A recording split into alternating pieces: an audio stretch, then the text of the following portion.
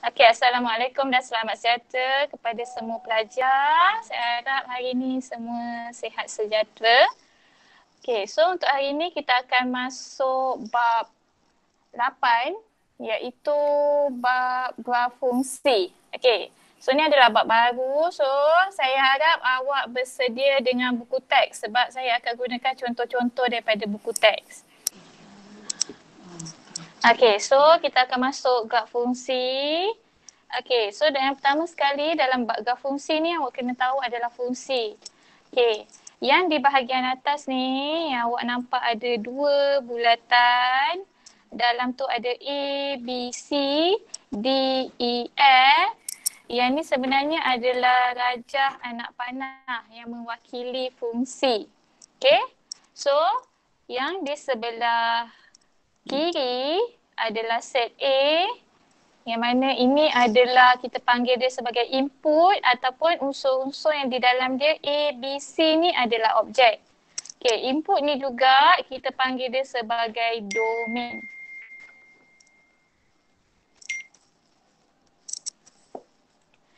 Input ni kita panggil dia sebagai domain.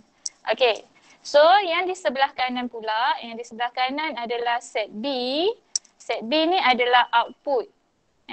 Output ni kita panggil dia sebagai kodomain. Output ni adalah kodomain. Manakala unsur-unsur yang di dalamnya kita panggil sebagai image. So kalau yang input dia adalah objek, yang output dia adalah image. So ni adalah fungsi. Okey. Dalam fungsi ni dia ada beberapa jenis hubungan. Ada beberapa jenis hubungan. Okey, yang penting awak kena tahu hubungan dia terbahagi kepada dua. Yang pertama yang saya highlightkan ni adalah hubungan berfungsi. Hubungan berfungsi ni maksudnya bila kita plotkan dia, dia akan jadi satu graf. Okey, yang kedua adalah hubungan bukan fungsi. Hubungan bukan fungsi ni pula apabila kita letakkan plot pada graf, dia tidak akan menghasilkan graf. Okey. Okey, hubungan berfungsi yang pertama adalah satu kepada satu. Satu kepada satu. Okey, bermaksud satu input iaitu satu yang berada di set A.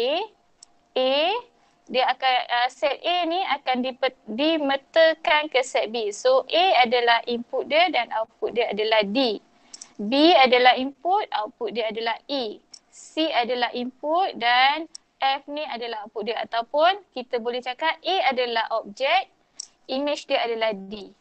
B adalah objek dan E adalah image dia. Maksudnya satu objek akan menghasilkan satu image. So yang pertama yang di atas ni adalah apabila kita nak wakilkan dia menggunakan rajah anak panah. Okay, yang kedua adalah kalau kita nak gunakan graf. So kalau graf awak dah belajar dalam koordinat mesti ada paksi mencancang dan mengufuk. Okay, paksi yang mencancang ni biasanya kita akan letakkan paksi yang mencancang ni adalah paksi yang mencancang ni adalah untuk kodomain. Kodomain. Manakala paksi yang mengupuk ni adalah untuk dia punya domain ataupun dia punya input. Awak boleh panggil input ataupun yang ni kita panggil dia punya output. Okay, so kalau kita tengok kat yang di atas, objek A akan memetakan kepada image D. So maksudnya A dengan D. Dekat persilangan dia tu kita buat dia punya titik plot dia. Okay. B pula dia memetakan kepada B dia petakan kepada E.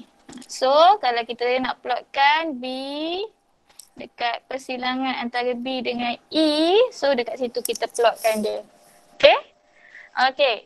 So kalau yang ketiga pula cara untuk perwakilan dia adalah pasangan tertib. Yang ni pasangan tertib. Pasangan tertib ni macam awak belajar dalam pengenalan set kan. Bila kita nak tulis dia punya unsur-unsur, kita kena gunakan kurungan set ini. Ni kurungan ni. Okay, so sekarang ni A dipetakan kepada D, sebab tu saya buat kurungan A. A adalah image, D adalah objek. Dan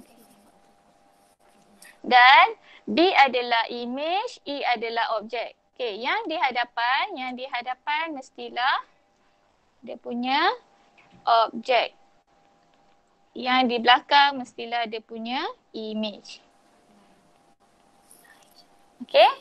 So, kalau kita tengok dalam fungsi 1:1, setiap objek dengan setiap image dia tak ada yang sama. Dia sendiri-sendiri. Masing-masing punya. Objek A, image dia D. Objek B, image dia E. Objek C, image dia F. So, dia tak ada yang sama. Okay. Dalam dalam hubungan berfungsi ni juga ada banyak kepada satu. Okay. Banyak kepada satu maksud dia macam ni. Okay, sama juga kita ada set A dengan set B. Set A ni adalah yang bahagian objek ataupun domain. Set B ni adalah yang bahagian image ataupun codomain. Okay, banyak kepada satu bermaksud dalam banyak-banyak image ni dia menghasilkan satu je output. So sekarang ni A dipetakan kepada E. A dipetakan kepada E. B pun dipetakan kepada E. C pun dipetakan kepada E. So bila kita plotkan macam tadi, bila saya nyatakan contoh yang pertama A, tempat persilangan dia E dekat sini. So kita plotkan yang saya letak titik warna biru tu. So B, image B saya plotkan dekat persilangan E. Dan image C saya plotkan dekat persilangan E juga. Okay. So, untuk dia punya pasangan tertib, kita tulis dalam bentuk set. Samalah seperti tadi. Yang ni adalah objek. Objek mesti di hadapan dan image mesti di belakang. Okay. So, kalau awak tengok perbezaan pasangan tertib bahagi hubungan 1:1 dengan banyak kepada 1. Okay. Kalau 1:1 tiada yang sama, tapi dalam banyak kepada 1 kita tengok kat sini. Untuk output dia hanya ada satu sahaja output. Sebab itulah dia banyak kepada 1. Okay. So ini adalah hubungan yang apabila kita plotkan, dia akan menghasilkan graf fungsi. Yang tu nanti kita akan masuklah kejap lagi apa tu graf fungsi. Okay. So yang seterusnya, hubungan yang bukan fungsi pula, apa dia? Okay. So hubungan yang bukan fungsi ni bermaksud apabila kita plotkan, dia tak akan menghasilkan graf fungsi. So apa dia hubungan yang bukan fungsi? Hubungan yang bukan fungsi adalah 1 kepada banyak. Apa tu 1 kepada banyak? Daripada satu objek, daripada satu objek, dia menghasilkan 3 image ataupun banyak image. So itu dia adalah 1 kepada banyak. Maksudnya satu objek tapi dia punya image dia banyak, ataupun satu input tapi dia menghasilkan output yang banyak. Okay. So kalau kita plotkan dekat sini, bila saya plotkan, sebabkan input dia hanyalah A, so semua berada dekat barisan A ni saja. Tapi output dia kita ada E, D, kita ada E, kita ada F. So yang titik-titik tu mewakili dia punya hubungan. Okay, so dalam pasangan tertib dekat sini kita boleh nampak, dia mempunyai input yang sama ataupun objek yang sama. So, objek yang sama maksudnya objek tu ada satu je. Tapi image dia berbeza. Kita ada D, E. So, ni bermaksud 1 kepada banyak. Okey. Yang kedua pula adalah daripada banyak kepada banyak. Daripada satu objek boleh menghasilkan banyak image. Daripada banyak objek boleh menghasilkan satu image. So dia banyak sikit lah. So kalau kita tengok kat sini, kalau saya nak nampak, saya highlightkan. Okey, A ni dia memetakan kepada D. Dalam masa yang sama, A juga memetakan kepada E. Okey. Dan kalau awak tengok pada E, yang image E ni, B pun memetakan kepada E. C pun memetakan kepada E. Dan A ni pun memetakan kepada E. Tu maksud dia. Dia ada banyak yang berlaku di situ. So kalau kita nak plotkan, yang pertama waktu tengok A kepada D. A kepada D. Okay. Yang pertama A kepada D. Okey, tu yang pertama ni. Saya letakkan nombor 1 dekat sini. Garisan yang pertama saya dah petakan. Okey, yang kedua pula A kepada E. So garisan yang ni, yang nombor 2 ni. Okey. Kemudian dia ada B kepada E. So B kepada E satu je lah. B dia petakan kepada satu saja. So garisan yang ketiga ni. Okey. Yang keempat adalah C kepada E. C kepada E yang ni. Ni garisan yang keempat. Okey. Dan masih ada yang satu lagi C kepada F. Yang garisan yang kelima ni. So ini untuk yang plot yang terakhir ni. C kepada F. Okey. So nampak kat situ. Okey. Ni sebenarnya dia nak tunjukkan awak perbezaan hubungan. Okey. So kalau untuk pasangan tertib dia ada lebih sikit lah. Sebab kita kena tulis setiap satu garisan tu. So garisan pertama tadi A kepada D. Ni garisan yang pertama Ni garisan yang pertama A kepada D. Okey. Kemudian garisan yang kedua A kepada E. Garisan yang kedua. Garisan yang ketiga, D kepada E. Garisan yang keempat, C kepada E. Dan garisan yang terakhir, C kepada F. So dekat sini dia ada 5 petaan. Okey. So daripada sini awak boleh nampak, okey. Saya kecilkan. So kita boleh nampak ada 4 jenis hubungan. Iaitu 1 kepada 1, banyak kepada 1, 1 kepada banyak, banyak kepada banyak. Okey. Yang ni lebih kepada awak kena tahu. Kalau dia berikan awak, contoh dia berikan gambar gajah anak panah, dia bagi mana-mana, dia suruh awak nyatakan je. Ni mewakili hubungan yang mana. So awak boleh nyatakan dia adalah hubungan yang mana satu. Okey. So saya masuk kepada perwakilan fungsi. Okey, yang ini perwakilan fungsi ni contohnya kat sini. Contoh kita ada set A dengan set B. Okey, kita ada set A 3, 5, 6. Manakala set B kita ada 4, 5, 8. So kalau saya wakilkan dalam gambar gajah anak panah, dia ada seperti yang di sebelah ni. Okey, so dia punya fungsi adalah tambah 1. Maksudnya yang A ni dekat sebelah A ni 3, kalau tambah 1 kita akan dapat 4. Tu maksud dipetakan. 5 tambah 1 kita dapat 6. Dan 6 tambah 1 kita dapat 7.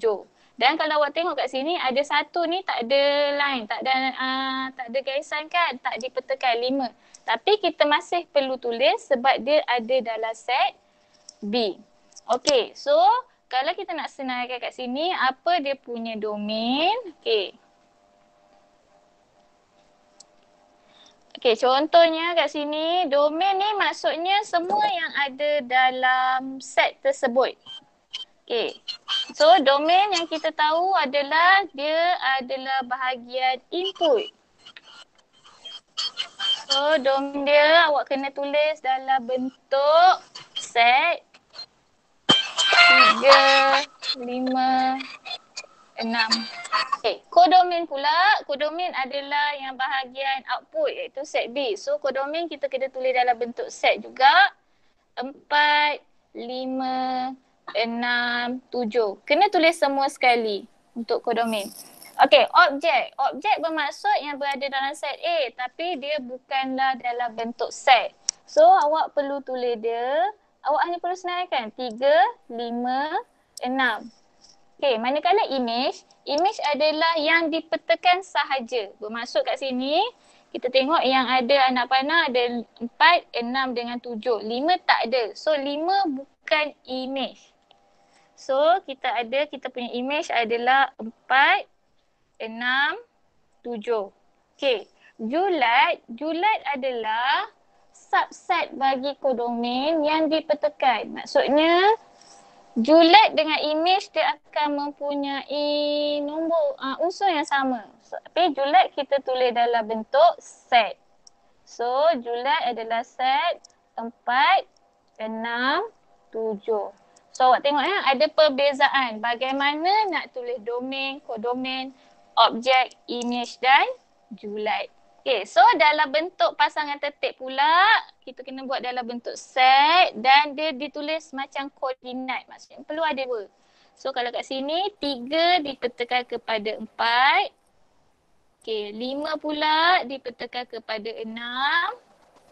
Dan 6 dipetakan kepada 7. So ini adalah pasangan tertib. Okey, persamaan pula biasanya kita akan tulis persamaan dalam bentuk fx. Persamaan ni dia nyatakan kat situ persamaan dia adalah tambah 1 kan? Tambah 1. Okey, tapi awak dah belajar persamaan linear ataupun awak dah belajar dalam ungkapan algebra. Maksudnya unknowns tu maksudnya nilai yang berubah-ubah tu kita boleh tukar jadi pemboleh ubah iaitu set A. Persamaan. Okey. So yang set A ni sebenarnya adalah dia punya X. Maksudnya nilai yang berubah-ubah. So set B ni dia punya fungsi iaitu fungsi kita tulis sebagai Fx. So untuk persamaan kita akan tulis jawapan dia adalah Fx sama dengan X tambah 1. Sebab kita tahu kat situ X tu adalah nilai-nilai dalam set A. Bila tambah 1 kita akan dapat image dalam set B. Okey. Untuk jadual pula. Jadual ni sebenarnya kita boleh ambil je terus daripada gambar gajah anak panah ni. Maksudnya kalau 3 untuk bila nilai X dia 3, nilai fungsi dia akan jadi 4 sebab dia punya fungsi adalah tambah 1. So 5 dia akan jadi 6. 6 akan menghasilkan 7. Sebab 6 tambah 1. So bila kita nak plotkan dalam graf. Okay. 3 di sini. Saya highlightkan nombor 3. 3 di sini. Dan pasangan dia adalah 4. 4 di sini. So titik persilangan dia adalah di sini. Yang saya letak anak panah. Saya letak pangkal. Baik. Okey, untuk nilai yang kedua adalah 5 dengan 6. Yang ni. Okey, 5 dengan 6. So, titik persilangan dia adalah 5 naik atas, jumpa di sini. Okey. Dan yang terakhir adalah 6 dengan 7. 6 dengan 7. So, persilangan dia adalah di sini. Okey. Tapi untuk yang awal ini, awak tak perlu buat garis. Kalau dia suruh awak wakilkan hubungan dalam bentuk graf. Awak hanya perlu letakkan dia punya titik-titik saja. So, dekat sini adalah titik yang pertama, titik yang kedua dengan titik yang ketiga. Okey? So, ini untuk fungsi. Okey, kita masuk kepada graf fungsi. Yang ini saya mohon semua pelajar kalau boleh yang ada buku teks, buka buku teks pada muka surat 153. Okey, sebab saya akan gunakan contoh buku teks 153. Okey, so contoh 5. Dia suruh lengkapkan jadual nilai di bawah bagi fungsi Y sama dengan 2X tambah 4. Dengan menggunakan skala 2cm kepada 1 unit pada paksi X dan 2cm kepada 2 unit pada paksi Y, lukis graf bagi fungsi itu untuk nilai X daripada negatif 2 hingga 3. Okey, so kalau kita nak jawab soalan yang pertama, yang ni sebenarnya awak dah belajar waktu tingkatan 1 dalam persamaan linear apabila awak nak mencari nilai. Okey, so kalau saya buat kat sini contohnya, yang ni awak boleh kira guna kalkulator terus sebenarnya. Okay, kita nak dapatkan nilai Y apabila X sama dengan negatif 1. So, saya gantikan. Kat sini Y sama dengan 2 kurungan negatif 1 tambah 4. So, yang ni awak boleh kira terus guna kalkulator. Negatif 2 kurungan 1 tambah 4. Yang ni awak akan dapat jawapan dia 2. Okay. So, kalau nilai X sama dengan 0.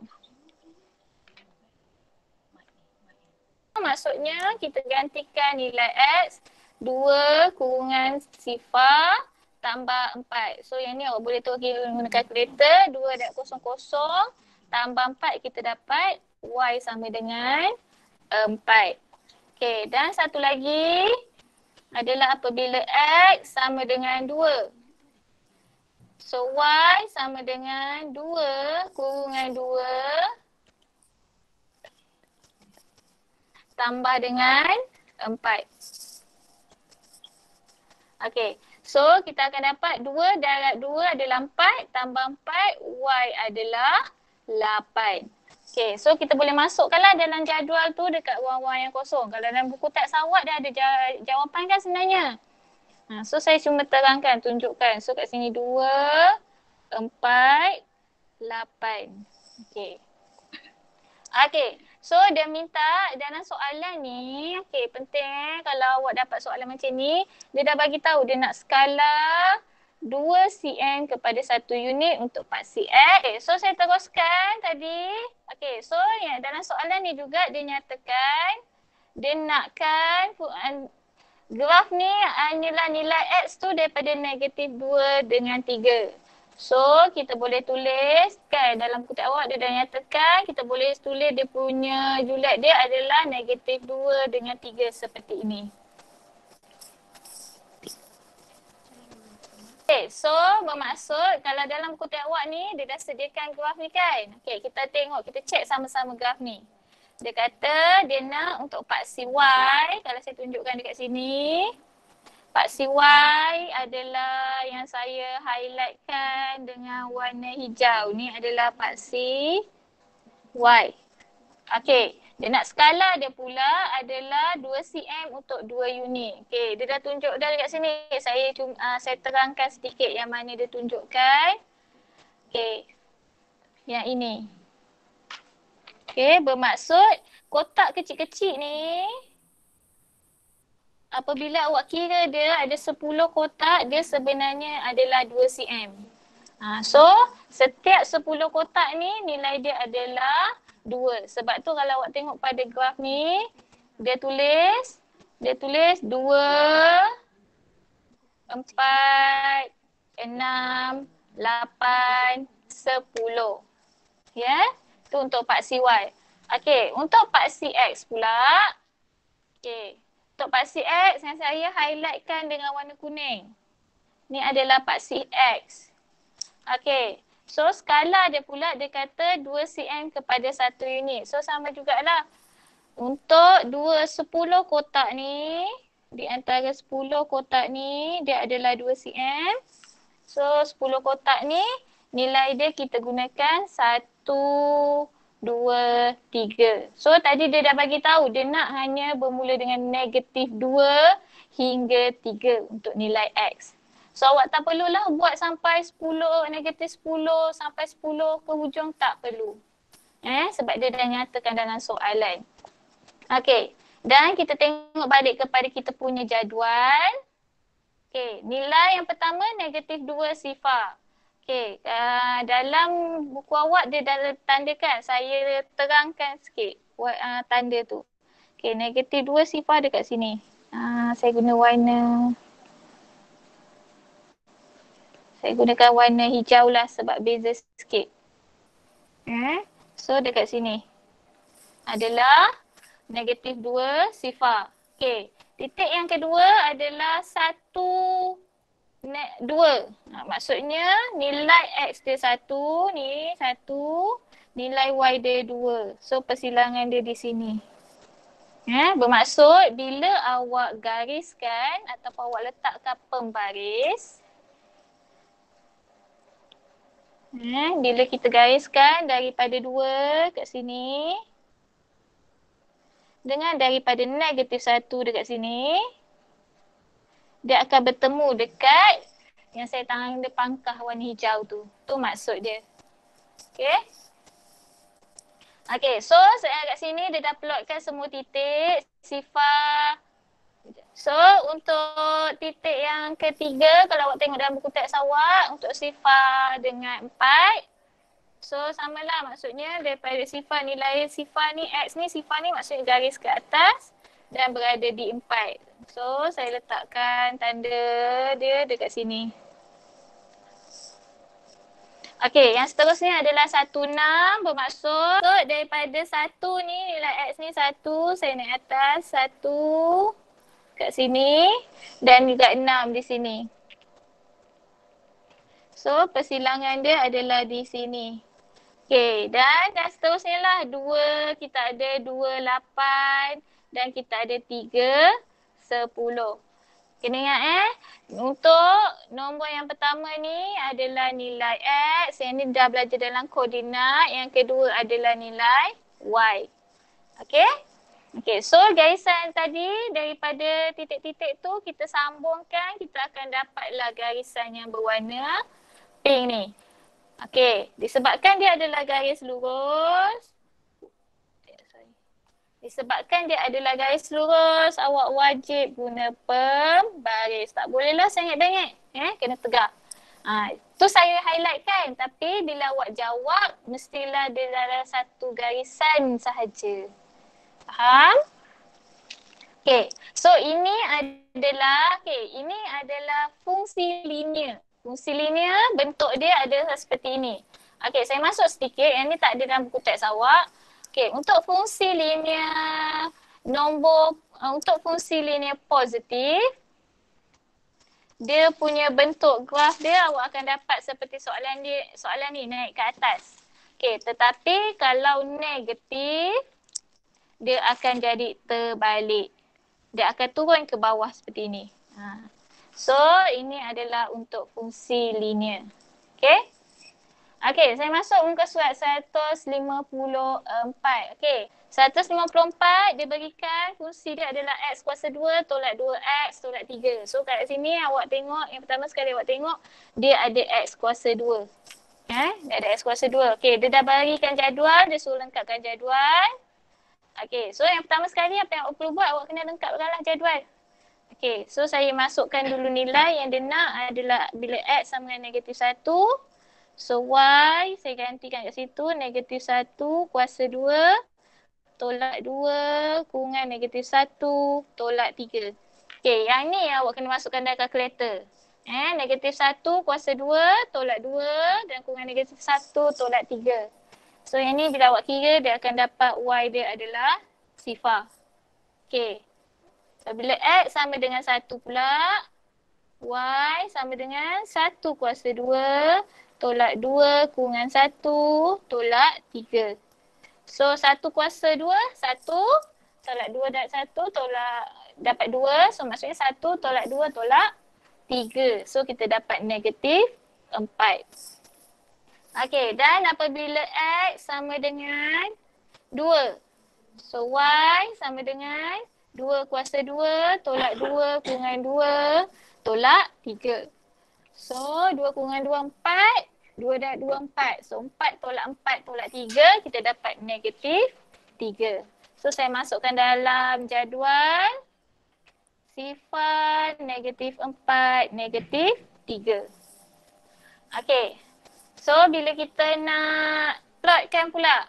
So dia dah bagi tahu dia nak skala 2 cm kepada 1 unit dalam paksi X, 2 cm kepada 1 unit untuk paksi Y. So ni samalah paksi X, paksi Y dia sama. Ya. 2 cm untuk 1 unit dan dia nak dalam nilai X dia adalah antara negatif 2 dengan 4 sahaja. So kat sini. Okay. So paksi X dia nak antara negatif 2. Dia nak paksi X dia hanyalah di antara negatif 2 dengan 4 sahaja. Okay. So nak tahu nilai Y yang mana awak perlukan, awak tengoklah dekat sini. Y awak dalam jadual yang paling tinggi adalah 5, yang paling rendah adalah negatif 4. So bermaksud graf awak pun hanyalah Y dia 5 hingga negatif 4. So sama juga macam tadi, awak plotkan setiap titik tu. Negatif 2, 5 daripada di sini. Negatif negatif 1 sifar daripada di sini. Dan sifar 3 di sini. Dan 1 negatif 4 di sini. Kemudian 2 negatif 3 di sini. 3 sifar. Dan juga 4, 5 yang kemudian awak boleh sambungkan. Okey, untuk graf yang ini, kalau awak dapat bentuk seperti ni, awak tak boleh guna pembaris. Graf ni tak boleh tajam. Tak boleh ada segi. Dia mestilah garisan ni melengkung dengan cantik. Maksudnya awak kena lukis guna tangan lah. Garisan ni mestilah sama seperti ni. Dia melengkung cantik seperti ni. Okey, saya highlightkan dengan warna hijau graf ni. Dia melengkung. Okey, dia melengkung seperti ni. Bermaksud awak tak boleh gunakan pembaris, tak boleh tajam. Ya? Okey. So, graf ni, nama graf ni adalah graf kuadratik. Graf kuadratik adalah graf yang mewakili yang ada kuasa 2. So kalau awak tengok daripada soalan ni tadi, X kuasa 2 dia positif. So kita boleh buat kesimpulan. Kita boleh buat kesimpulan dekat sini. Kalau positif, bentuk graf dia akan jadi macam ni, smiling ke atas. Kan? Macam awak senyum. Tapi kalau negatif, bentuk graf dia akan jadi masam, terbalik. Macam mana nak tengok adalah awak tengok daripada soalan tu X ni. X kuasa 2 dia kat sini. X kuasa 2 dia adalah positif. So kalau macam ni maksudnya ini adalah Y sama dengan X kuasa 2 dia positif. Kalau yang ni adalah Y sama dengan negatif X kuasa 2. Itu maksud dia. Okey? Okey, saya teruskan dengan muka surat 155. Okey, 155. Okey, yang ni pula Y sama dengan 12 tolak X kuasa 3. Kita ada kuasa 3 pula kat sini. X kuasa 3. So dia diberikan jadual. So kita cari dulu nilai untuk jadual kita.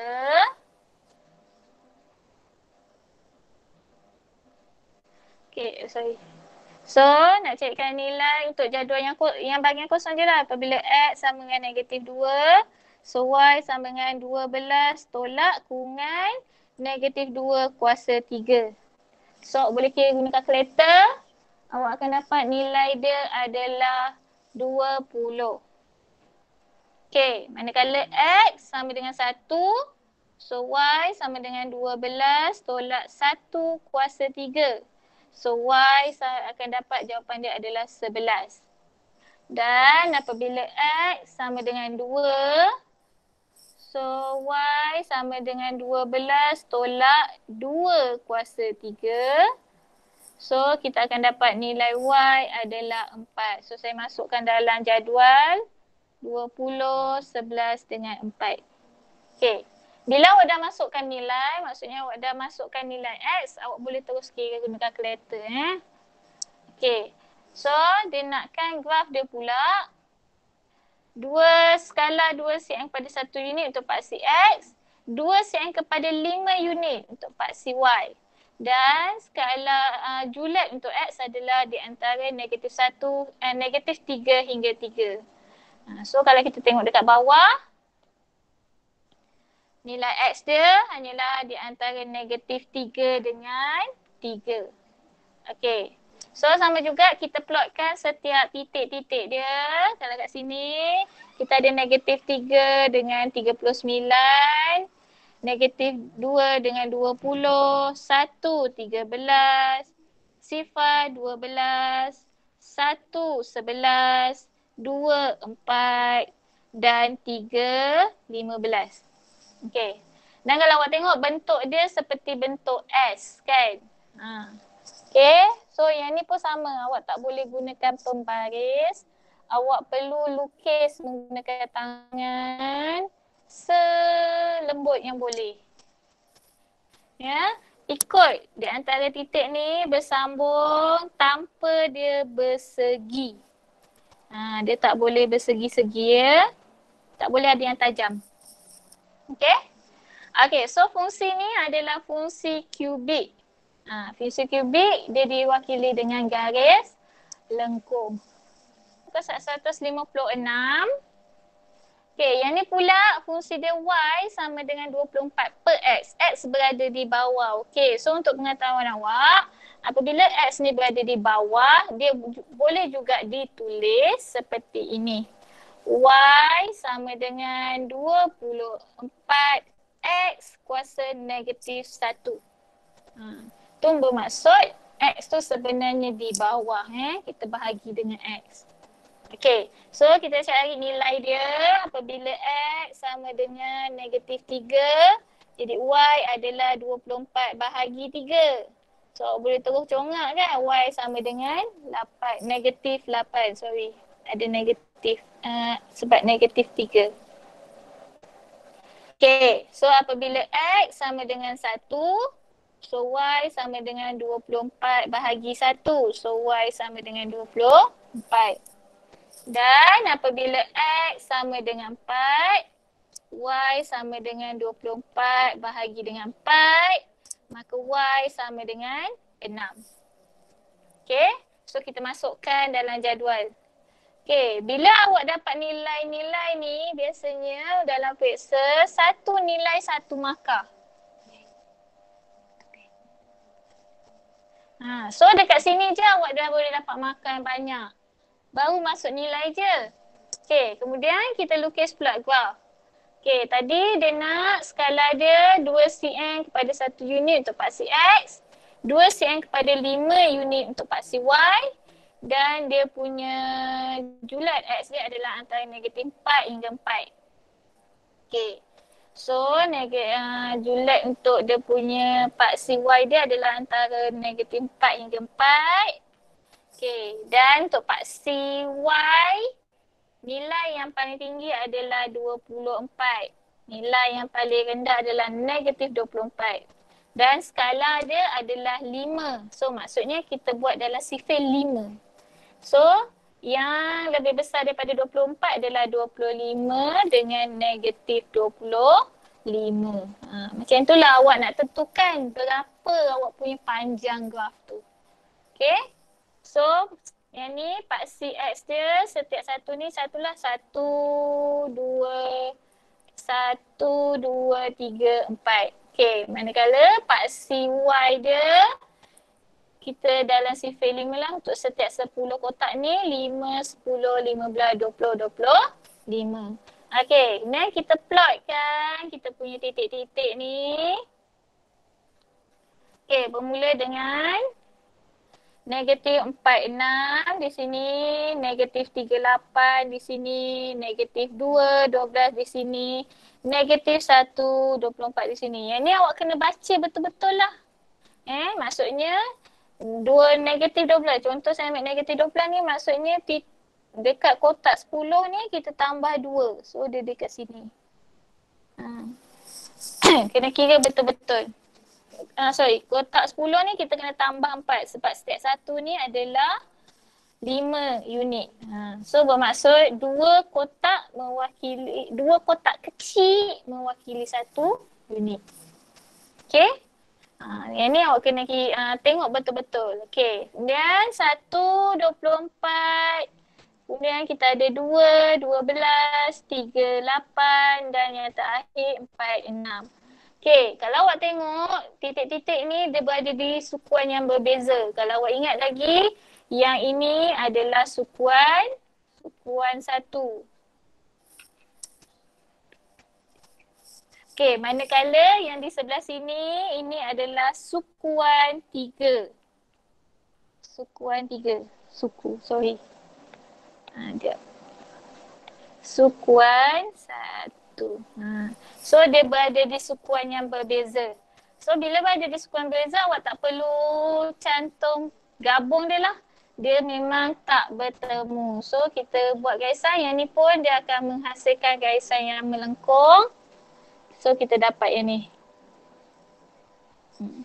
Okay. So, kena ingatlah garisan melengkung ni awak kena lukis guna tangan. Pastikan satu garis, satu line saja. Yang ni saya highlight kan nak bagi awak nampak. Okay.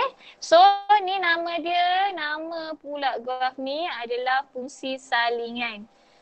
Dia diwakili dengan 2 lengkung pada sukuan berasingan. Okay. Yang ni persamaan ni sebenarnya untuk awak nak mudah kira, dia adalah Y sama dengan 1 per X kuasa 2. Okay. Okay, kita pergi pada penyelesaian masalah. Okay, yang ni yang biasanya keluar dalam exam juga. Okay, dia dah berikan awak graf. Dia minta awak baca graf tu atau tafsirkan graf. Okay, so soalan dia, Johan dan Ika menerima wang belanja daripada bapa mereka. Mereka menyimpan sebahagian wang tu dalam tabung. So graf ni menunjukkan wang yang dia simpan. Okay, so yang pertama, berapa jumlah wang yang disimpan pada hari ke-20 di dalam tabung.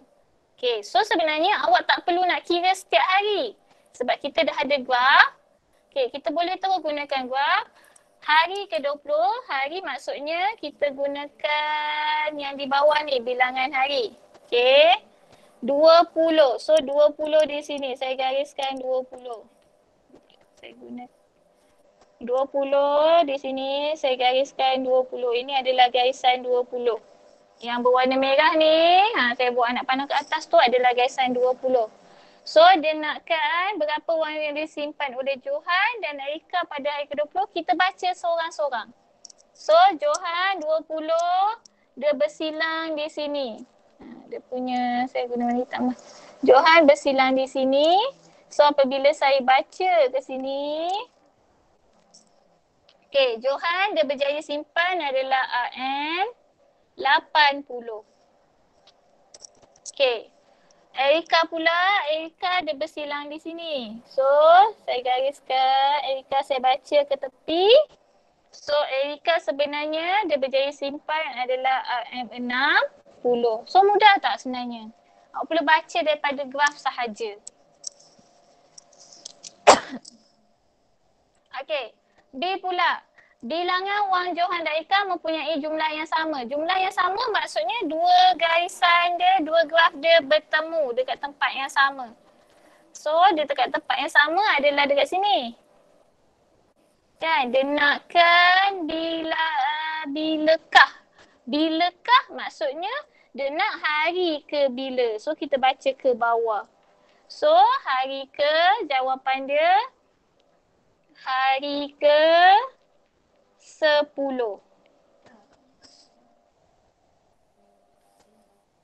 Okey, C. Bilakah simpanan Johan dan Ika mempunyai perbezaan sebanyak 30? So kita tengok dekat kita punya part C yang wang ni. Okey, setiap dua kotak ni, setiap satu kotak yang besar ni adalah 20. So dia nak 30 bermaksud jarak kotak ni ada 1,5.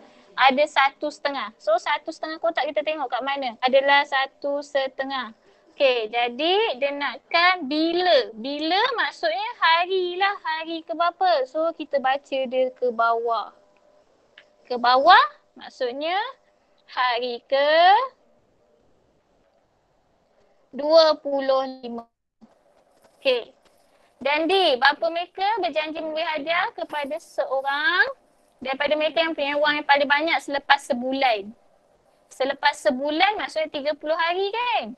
So beri justifikasi. Kalau awak tengok dari graf ni je, siapa yang mempunyai wang simpanan yang banyak? Daripada graf pun kita dah tahu wang simpanan Johan yang lebih tinggi dekat sini kan, lepas sebulan. Erika dekat sini. So Johan dekat sini kita boleh bagi tahu jawapan dia adalah Johan. Justifikasi dia kerana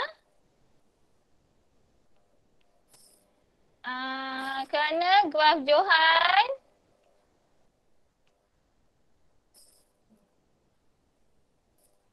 apabila X sama dengan 30, Y dia adalah sama dengan Rm 120. Berbanding, boleh tulis jugalah berbanding Erika adalah Y dia sama dengan Rm kat situ 80 daripada graf.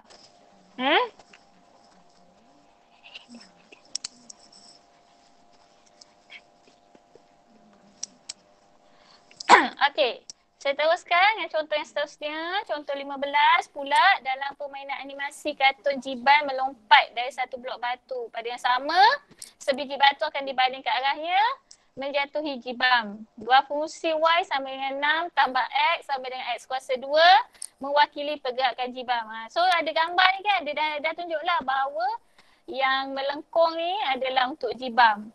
Kan? Yang melengkung ni, nampak ni Jibam dekat atas ni. Saya colourkan Jibam warna pink. Okey. Dan graf fungsi Y sama 2X mewakili pergerakan batu. So kat sini ada gambar batu. Maksudnya garisan yang tegak ni adalah untuk pergerakan batu. Okey, apakah ketinggian maksimum lompatan Jibam? So daripada graf ni saja sebenarnya awak tengok graf ni dekat point dia yang paling tinggi. Dekat sini kan dia lompat ni yang tertinggi kat sini kan, yang Jibam ada tu. So kita baca dekat sini. Dia ada berapa kotak ni kalau kita baca ke tepi. Dia adalah 6 perpuluhan berapa? 6.25 ataupun 6.25 ataupun 6.3. Tapi dia tak kena betul-betul kat 3. So anggaran dia adalah 6.25 meter. Okey. Okey, untuk bacaan graf ni juga, kalau anda kata graf tu tak berapa jelas, kita akan ada, maksudnya ada beberapa jawapan yang kita boleh terima. Maksudnya kalau awak buat 6.26 pun kita boleh terimalah sebab jawapan dia 6.25 meter. Okey, nombor 6 bahagian B pula, pada saat ke berapa batu tu tepat kena Jibam. Maksudnya dekat mana dia bersilang lah. So persilangan tu di sini. Untuk B. So saat maksudnya masa. So kita baca ke bawah. Kita tak boleh baca tinggi lah, kita baca masa sebab saat ke berapa. So pada, saya tulis di bawah lah sebab tak muat So untuk jawapan B, jawapan B kita adalah pada saat ke-2 ataupun pada 2 saat. Pun boleh juga. Okey. C, pada saat ke berapa Jibam menyentuh permukaan tanah? Permukaan tanah maksudnya ketinggian dia dari tanah berapa? Dia dah kena tanah, maksudnya dah sentuh tanah kan? Maksudnya dah sentuh tanah ni ketinggian dia mestilah sifar meter. So kat mana yang sifar meter? Sifar meter di sini. 3 ni. So pada saat ke berapa? So untuk C jawapan dia adalah pada 3 saat. Ataupun pada saat ke 3 pun diterima.